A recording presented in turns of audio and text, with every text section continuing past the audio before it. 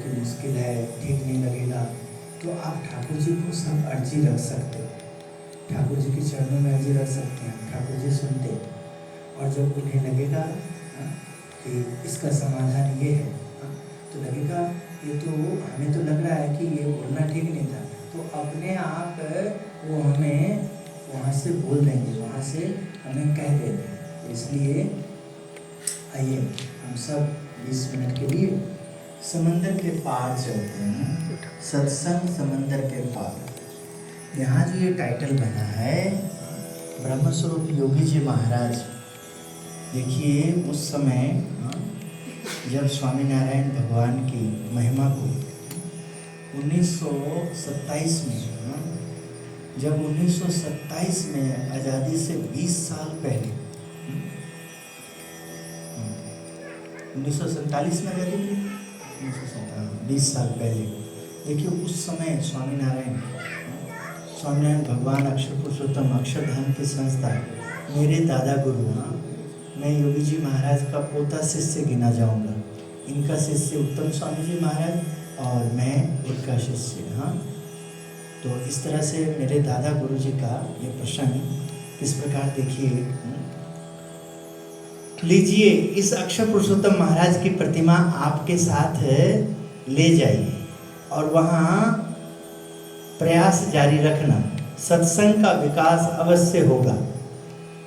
ब्रह्मस्वरूप शास्त्री जी महाराज ने सर्वप्रथम सन 1927 में गाना गांव के हरमान भाई को आशीर्वाद देकर प्रतिमा दी थी और हरिभक्तों ने गुरु हरि के आदेशों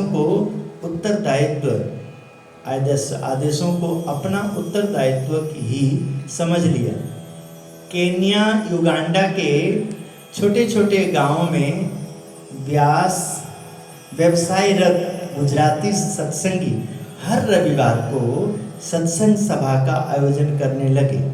उत्सवों के अवसर पर हरमान भाई एवं मुक्तराज मगन भाई शिविरों के आयोजन में व्यस्त रहने लगे।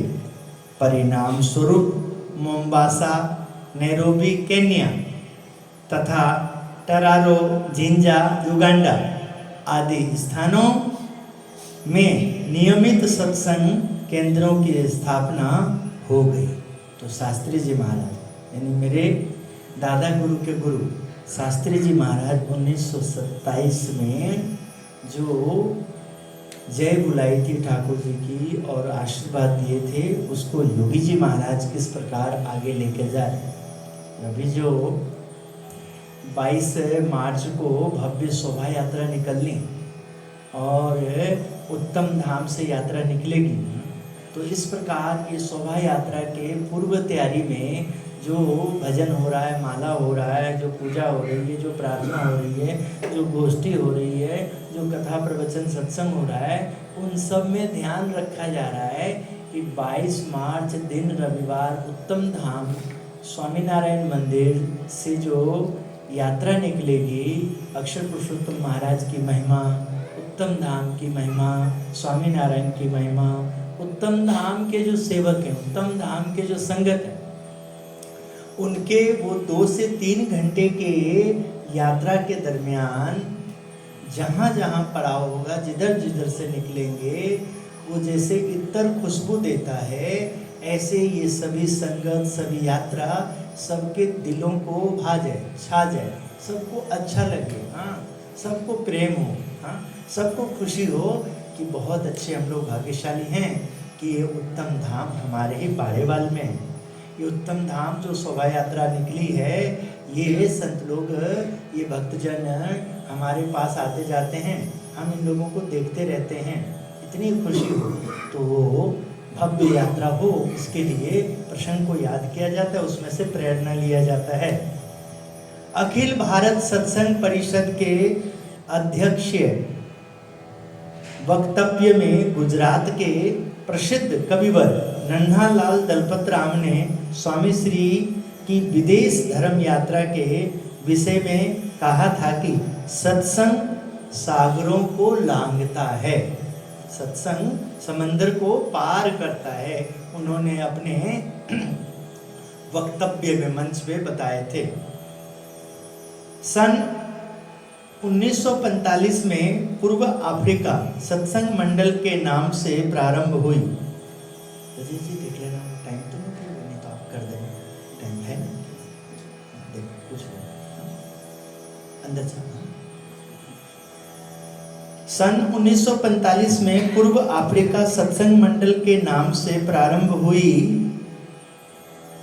प्रवृत्तियों को और गति देने के लिए शास्त्री जी महाराज ने नैरोबी के हरि मंदिर के लिए एक अन्य प्रतिमा की भेंट दी। नैरोबी का हरि मंदिर इस प्रतिमा के प्रताप से छोटा पड़ने लगा। इतना उस समय जो बल दिया गया, उस समय जो ध्यान रखा गया, उसका देखिए सत्संग समंदर के पार। तो यानी कि ये जो उत्तम धाम बना, मंदिर बना, हाँ, और उसमें जो मूर्ति प्रतिष्ठा हुई, तो किस प्रकार समाज के लोगों के हृदय में, हाँ, भक्ति उत्पन्न हो, भाव उत्पन्न हो, प्रेम उत्पन्न हो, उन सबको अच्छा लगे। पक्का चला लो, आपको ज़्यादा गर्मी लगता है, शिवम को गर्मी बहुत लगता है, पक्का चला लो। साथ घुमा है ना जोशी जी, तो पता है ना, तो गर्मी बहुत लगता है। तो यहाँ देखिए किस प्रकार दिन प्रतिदिन प्रयास रहता है कि जो भी लोग यहाँ से जुड़े हुए हैं, जो लोग भी यहाँ से बाहर जाते हैं मंदिर से सत्संग करके, कथा सुन के और सेवा करके, मत्था टेक के, वो सब लोग भगवान की विशेष कृपा को प्राप्त किए हैं। और जिनको विशेष कृपा प्राप्त होता है, आशीर्वाद प्राप्त होता है, वो जहाँ कहीं भी जाएं, जिन लोगों के भी संपर्क में आए, तो उन्हें भी शांति मिलती है, उनको भी रास्ता मिलता है, हाँ, उनका भी कल्याण होता है, हाँ, उन्हें भी भाव में भटकना नहीं पड़ता है। ऐसा बापा श्री का प्रसंग हमें दर्शन कराता है। उन्होंने अपने अक्षरवास के ठीक पहले सत्संगी समुदाय को आगाह करते हुए कहा था, सागर के किनारे पर मोम्बासा में अक्षर पुरुषोत्तम महाराज का मंदिर बनेगा, युगांडा में भी कंपाला में मंदिर बनेगा, आप सब प्रयास जारी रखें। योगी जी महाराज ने उनके आशीर्वाद को साकार रूप देने के लिए सत्संग विकास का भव्य आंदोलन आरंभ किया। उक्त प्रयत्नों के अनुसंधान में दिनांक 13/4/1955 बुधवार का दिन सत्संग इतिहास में स्वर्ण अक्षर में लिख दिया गया। आज मुंबई में शानदार विदाई समारोह में उपस्थित हरिभक्तों के अंतर्मन में उमंग छलक रही थी।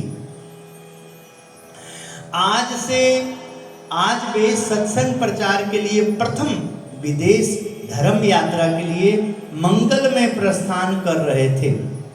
स्वामी श्री ने उस दिन आशीष वचन में कहा, हम वहां जा रहे हैं, वह तो गुरु हरि शास्त्री जी महाराज की सत्संग प्रसार की आज्ञा का पालन कर रहे हैं। तो जो योगी जी महाराज के गुरु, हमारे दादा के गुरु के गुरु, सरदार वल्लभ भाई पटेल के गुरु, गुरु लाल नंदा जी के गुरु, ब्रह्मस्वरूप योगी जी महाराज के गुरु भाई भी लगते हैं ये पटेल जी, हाँ, नंदा जी। शास्त्री जी महाराज के बाद गुरु स्थान पे आए तो इन लोगों ने भी उनका समागम किया, लाभ लिया। ऐसे ब्रह्मस्वरूप शास्त्री जी महाराज ने जो वचन दिए थे 1927 में, महाराज शास्त्री जी महाराज का भी चरण पड़े, विदेश गए थे, हाँ, 1927 में। और उसके बाद योगी जी महाराज 1955 में आज़ादी के 8 वर्ष बाद, हाँ, देश हमारा जो आज़ाद हुआ, भारत जो है, हाँ, स्वतंत्र हुआ अंग्रेज के गुलामों से, हाँ, तो गुलामगिरी से। तो जब 55 में योगी जी महाराज प्रथम यात्रा करी, तो देखिए क्या बोल रहे हैं बाबा कि हम कहाँ बाहर जा रहे हैं, हम तो प्रचार के लिए बाहर जा रहे हैं। आशीर्वाद उनका संकल्प, शास्त्री जी महाराज का संकल्प था, शास्त्री जी महाराज का वचन था। शास्त्री जी महाराज ने कहा था युगांडा में, मोम्बासा में, केन्या, नैरोबी, इन सब जगहों पे मंदिर बनेगा, इन सब जगहों पे अक्षर पुरुषोत्तम महाराज की स्थापना होगी। विदा होने से पूर्व स्वामी श्री ने सारे सत्संग समुदाय को आदेश दिया था कि हमारे अफ्रीका से आने तक हर कोई निम्नलिखित नियमों का पालन करें। तो जैसे हम सब यात्रा के लिए हम सब तो वो नियम के कारण जो हमारे अंदर विनम्रता आती है, हमारे अंदर सरलता आती है, हमारे अंदर साधुता आती है, हमारे अंदर जो सेवक भाव आता है, हमारे अंदर जो गुरु की प्रसन्नता, ठाकुर जी की प्रसन्नता, हमारे अंदर जो प्राप्ति का खुमारी रहता है, वही व्यक्ति को तुरंत स्पर्श करता है। जो योगी जी महाराज ने 1955 में प्रथम यात्रा और शास्त्री जी महाराज ने अपने 1927 में प्रथम यात्रा विदेश में करी।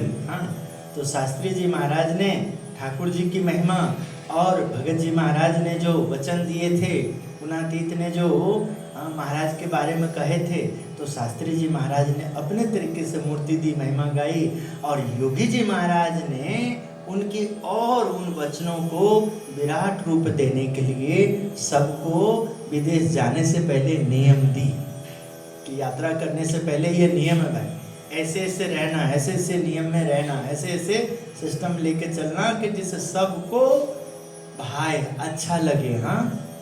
क्योंकि ये शोभा यात्रा है, भगवान की शोभा यात्रा है, कलश यात्रा है, उत्तम धाम की यात्रा है।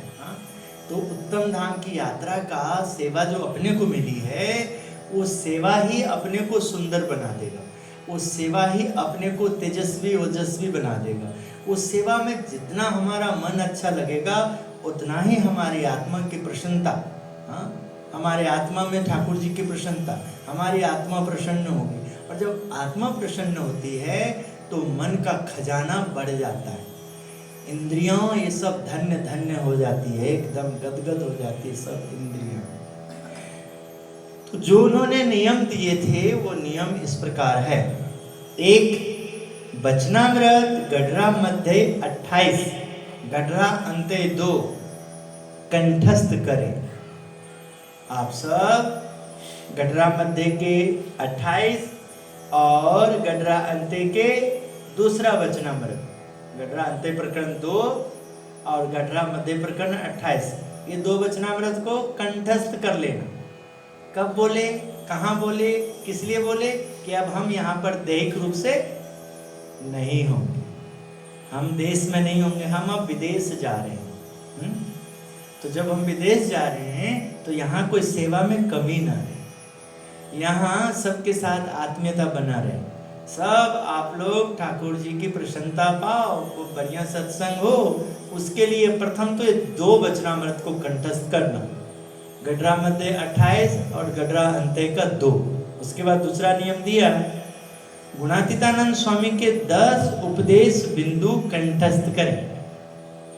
जो उपदेशामृत स्वामी की है 10 श्लोक, उसको क्या करना, रट्टा लगाना, कंठस्थ करना। तीसरा नियम दिया, आरती गान के बाद जो अष्टक हैं उसे कंठस्थ करना। आरती गान के बाद जो भगवान की स्तुति आती है,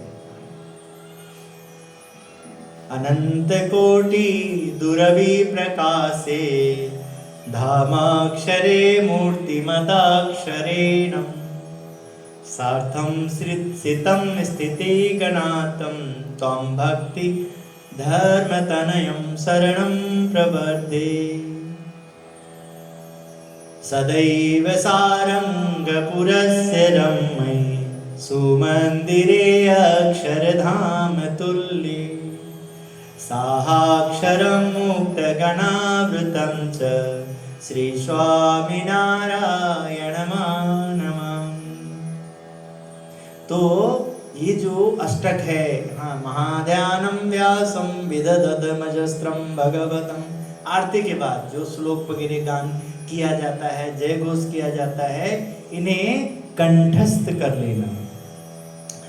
चौथा नियम दिया, श्रीहरि की स्वाभाविक चेष्टा भक्ति के पद कंठस्थ करना। जो रोज श्रीहरि का पद बनाया गया है लीला चरित्र का, सुबह उठने से लेकर के रात्रि शयन तक का जो भगवान का लीला चरित्र का अष्टक बनाया गया है, उसको भी गान रोज करना, कंठस्थ करना। प्रथम श्री हरि ने रे चरणे शीस नमाऊं नौतम लीला रे, नारायण नी गाऊं मोटा मुनिवर रे, एकाग्र करी मन ने जेने काजे रे, सेवे जाई वन ने आसन साधी रे, ध्यान धरी ने धारे जेनी चेष्टा रे, स्नेह करी संभारे सह स्वभाविक रे, प्रकृति पुरुषोत्तमनी सजनी सांभलो रे, रे श्याम तमे साचू नानू, बीजू सर्वे दुखदायक जानू, रे श्याम तमे साचू नानू, रे भव रे ब्रह्मा थी टीके लगी जोयू, झूठ सुख जाने न बगबयू, अंते मा काम कोई न आवे रे, मुक्तानंद मन तम संग मोयू, रे श्याम तम साचू नानू। भाई भव ब्रह्मादिक देव भी बता रहे हैं कि इनसे बढ़ के कुछ नहीं, इसमें मन लगाना, और जो इनके मन लगाने में, इनकी सेवा करने में विघ्न डालता है, उनसे मोह भंग करना। बंधु सहजानंद रस रूप अनुपम सार नेरे लोल, जेने भजता छूटे फंद करे भव पार नेरे लोल, समरू प्रगट रूप सुख धाम अनुपम सार नेरे लोल, जे हरि अक्षर ब्रह्म आधार के पार कोई नव लहे रे लोल। ओराओ श्याम श्याम स्नेही सुंदर वर, जो वाला चरण कमलनी, भगवान का 16 चिन्ह के बारे में बताया, भगवान के स्वभाव के बारे में बताया। हाँ, भगवान नहाते हैं कैसे, धोते हैं कैसे, कपड़े कैसे पहनते हैं, खाते हैं, भोजन करते हैं तो कैसे लीला करते हैं। हाँ, प्रसादी के थाली देते हैं, कभी हंसते हंसते बात करते हैं, कभी डकार लेते हैं। हाँ, कभी पानी थोड़ा सा पीने का मन करता है तो गुट पानी पीते हैं। हाँ, कभी एकदम खाते खाते किसी को प्रसादी दे देते हैं, कभी किसी को बुलाते हैं, कभी खा के थोड़ा देर रोकते हैं भोजन को, आधा खाते हैं फिर उसको पचाते हैं, फिर उसके बाद दोबारा शुरू करते हैं, और फिर हरे हरे कहीं बोलते हैं, एकदम हरे हरे।